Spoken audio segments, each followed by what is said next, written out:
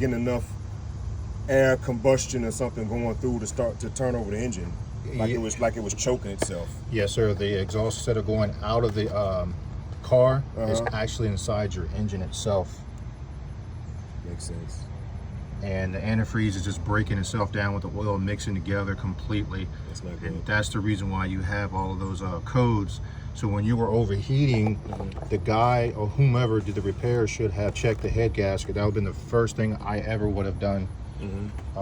Because the symptoms of a head gasket is lots of overheating, hard start. Very hard start, yeah. And when you saw that I took off this radiator cap, there was a lot of pressure, and I pulled it off, and you saw the smoke. That was exhaust that had and I hadn't even driven the car. It hadn't even been on in almost 24 hours. Yeah, the exhaust has built itself up. The head gasket between the engine and the head itself is supposed to go that way out of the car, but now it's leaking inside the cooling system, and that's where you saw the pressure and everything else at.